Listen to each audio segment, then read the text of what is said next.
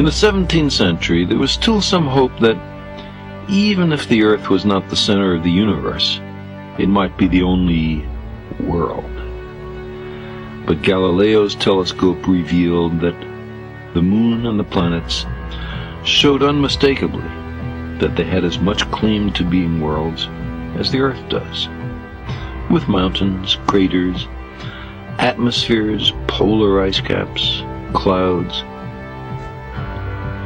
Well, some hoped, even if the Earth isn't at the center of the universe, the Sun is. The Sun is our sun. So the Earth is approximately at the center of the universe. But by the 19th century, observational astronomy had made it clear that the Sun is but one lonely star in a great self-gravitating assemblage of suns called the Milky Way galaxy. Well, our Milky Way is the only galaxy. The Milky Way galaxy is in fact one of billions, perhaps hundreds of billions, of galaxies notable neither in mass, nor in brightness, nor in how its stars are configured and arrayed. Well then, at least our galaxy is at the center of the universe. Nope, this is wrong too. There is in fact no center to the expansion, no point of origin of the Big Bang, at least not in ordinary three-dimensional space. Well, even if there are hundreds of billions of galaxies, each with hundreds of billions of stars, no other star has planets. Today, we have firm evidence for at least 3 planets orbiting an extremely dense star, the pulsar designated B1257+12, and we found for more than half the stars with masses like the Sun's that early in their careers they're surrounded by great disks of gas and dust, out of which planets seem to form. Other planetary systems now look to be a cosmic commonplace.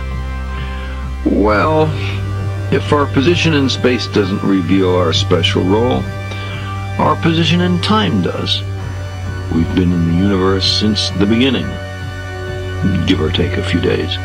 We've been given special responsibilities by the Creator. As for humans, we're latecomers. We appear in the last instant of cosmic time.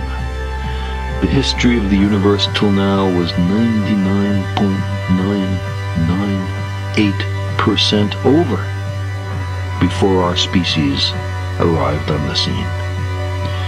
In that vast sweep of eons, we could not have assumed any special responsibilities for our planet, or life, or anything else. We were not here. Well, even if our position, our epoch, our motion, and our world are not unique, maybe we are. We're different from the other animals. We're specially created. The particular devotion of the Creator of the universe is evident in us. This position was passionately defended on religious and other grounds. But in the middle 19th century, Charles Darwin showed convincingly how one species can evolve into another by entirely natural processes, which come down to the heartless business of nature saving the heredities that work and rejecting those that don't. Man, in his arrogance, thinks himself a great work, worthy of the interposition of a deity. Darwin wrote telegraphically in his notebook, "More humble, and I think truer, to consider him created from animals." Close quote.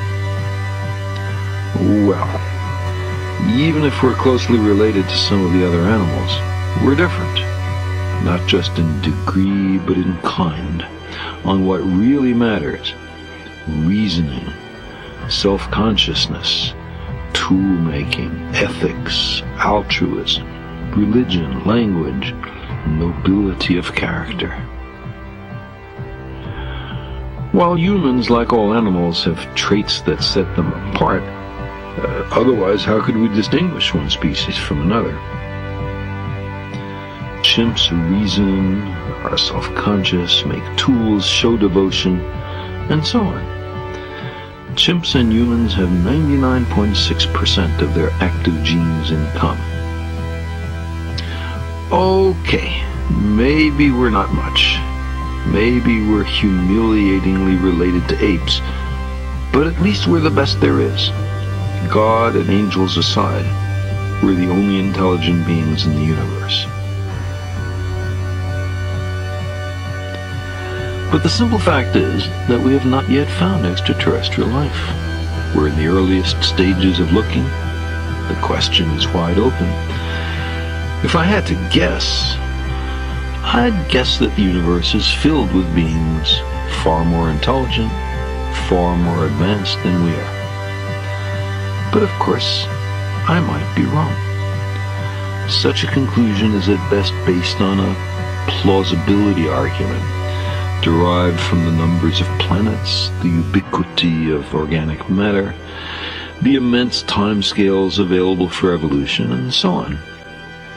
Extraterrestrial life aside, if self-congratulatory pretensions to centrality have now retreated to such bastions impervious to experiment, then I'd say that the sequence of scientific battles with human chauvinism seem to have been, at least largely, won.